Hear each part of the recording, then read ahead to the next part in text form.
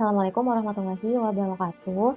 Pada agenda 3, pelatihan dasar CPNS Angkatan 186, kami dari kelompok 3, subkelompok 2, akan memaparkan tugas kelompok kami dengan judul analisis masalah terkait kota layak huni serta kaitannya dengan manajemen dan smart ASN.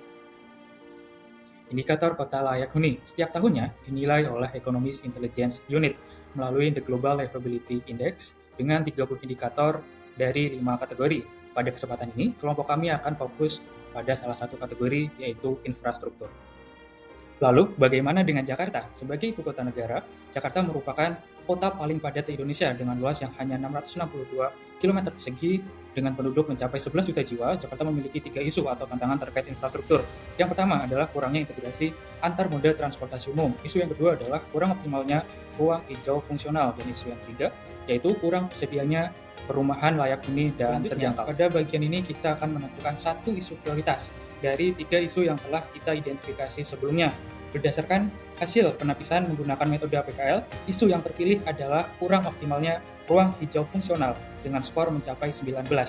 Baik, selanjutnya nama saya Neni Aisyah. Saya akan menjelaskan mengenai identifikasi penyebab isu utama. Di sini kita mencari penyebab isu utamanya itu menggunakan fishbone, di mana kepala fishbone-nya yaitu kurang optimalnya ruang hijau fungsional. Oke, dengan terdapat 6 bagian dari fishbone ini, ada measurement, yaitu lemahnya sistem monitoring dan evaluasi. Machine, ada kurangnya pemanfaatan teknologi hijau. Man, ada rendahnya partisipasi masyarakat dalam pemeliharaan RTH. Material, yaitu tidak optimalnya pengelolaan lahan. Environment, yaitu tingginya tingkat kepadatan bangunan menyisakan sedikit ruang terbuka hijau. Dan method, yaitu lemahnya penerapan metode perencanaan. Baik, selanjutnya penentuan penyebab isu utama. Di sini kita menggunakan metode USG.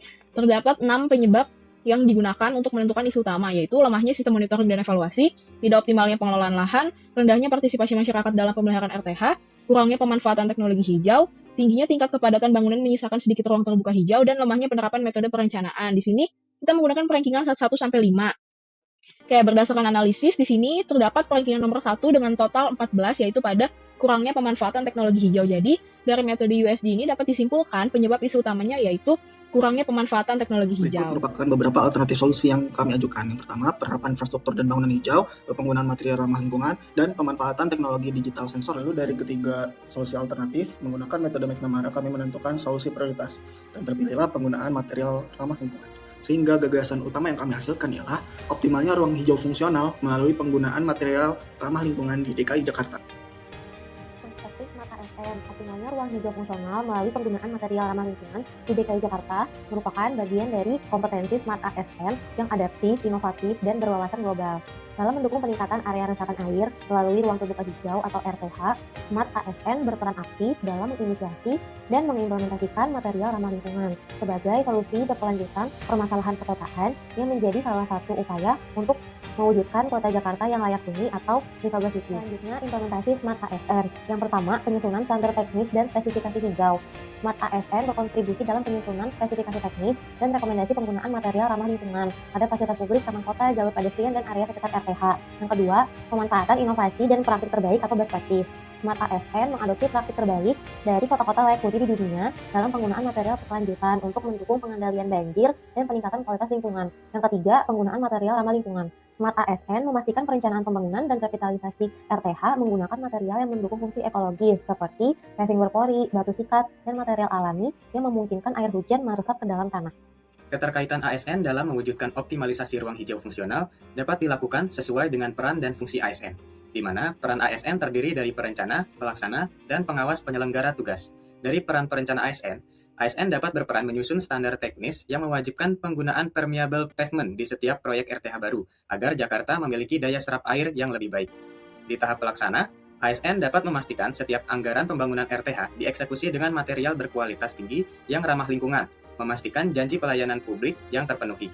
Kemudian, di pengawas penyelenggaraan, ASN dapat mengawasi penyelenggaraan kegiatan oleh pihak ketiga atau kontraktor pemerintah agar patuh terhadap penggunaan material ramah lingkungan, serta menggunakan data digital untuk memantau kualitas resapan air.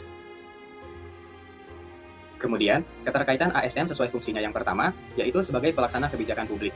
ASN perlu memastikan pembangunan ruang hijau fungsional tersebut sesuai standar spesifikasi yang sudah ditetapkan, yaitu dengan penggunaan material ramah lingkungan.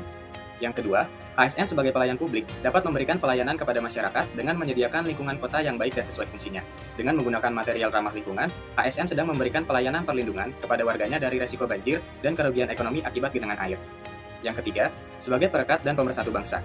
ASN dapat hadir untuk memastikan bahwa pembangunan RTH dan penggunaan material ramah lingkungan dilakukan secara adil di seluruh wilayah Jakarta, mencegah konflik sosial yang mungkin timbul akibat ketimpangan akses terhadap area bebas banjir.